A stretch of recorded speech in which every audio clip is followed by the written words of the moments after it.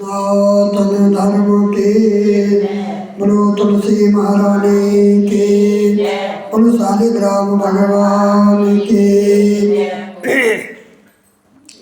वंदे देव उमापतिं सुरगुरुं वंदे जगत कारणं वंदे पन्नगभूषणं मृगधरां वंदे पशूनां पतिं वंदे शौर्यशशाङ्कवैनयनां वंदे मुकुन्दप्रियां वंदे भक्तजनाश्रियं च वरदां वंदे शिवशङ्करां वंशे विभूषितकरानवनीरदाभात् पीताम्बरादरुणबिम्बकलाधरोष्टात् पूर्णैन्दुसुन्दरमुखाधरबिम्बनेत्रां कृष्णां परमकिमपि तत्त्वमहं न जाने। गुरुर्ब्रह्मा गुरुर्विष्णु गुरुर्देवो महेश्वरः गुरुर्साक्षात् परब्रह्म तस्मै श्रीगुरुवे नमः।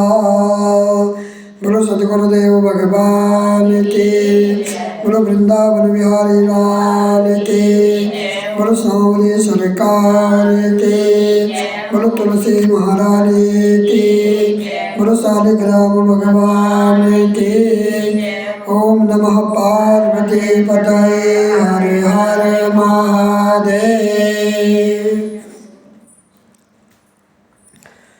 राजा पृथु ने कहा, हे देवर्षि, इसके पश्चात युद्ध में क्या हुआ तथा वह दैत्य कैसे मारा गया, कृपा कर उस अद्भुत कथा को मुझे कहिए। देवर्षि नारद जी बोले, जब गिरजा वहाँ से अदृश्य हो गई और गंधर्वी माया भी विलीन हो गई, तब भगवान मृगध्वज चैतन्य हो गए। उन्होंने लौकिकता व्याप्त करते हुए बड़ा क्रोध किया। फिर भगवान शंकर जलंधर से युद्ध करने लगे। जलंधर शंकर के बाणों को काटने लगा, परंतु जब काट न सका तो उसने माया की पार्वती बनाकर अपने रथ पर बांध ली, जो शुंभ निशुंभ द्वारा विद्यमान थी और विलाप कर रही थी। तब अपनी प्रिया पार्वती को इस प्रकार कष्ट में पड़ा देखकर अलौकिक लीला दिखाते हुए भगवान शंकर प्रकृत जनों की तरह व्याकुल हो गए और उन्होंने अग्निपुंज की तरह भयंकर रौद्र रूप धारण कर लिया।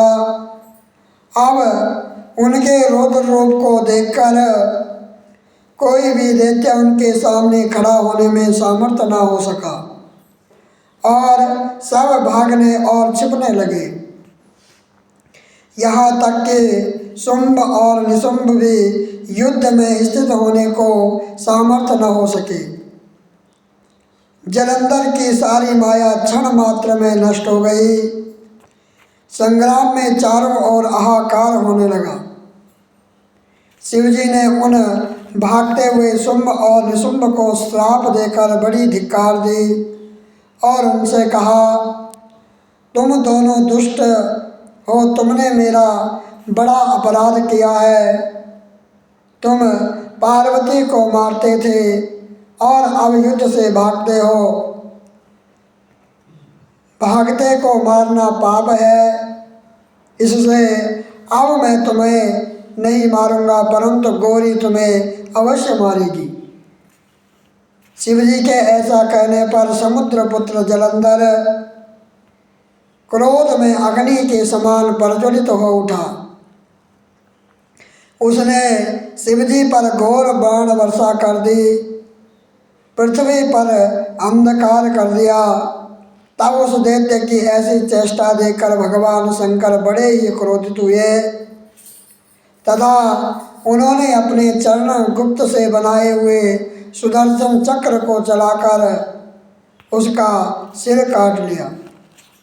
एक प्रचंड शब्द के साथ उसका सिर पृथ्वी पर गिर पड़ा और महान हाहाकार होने लगा।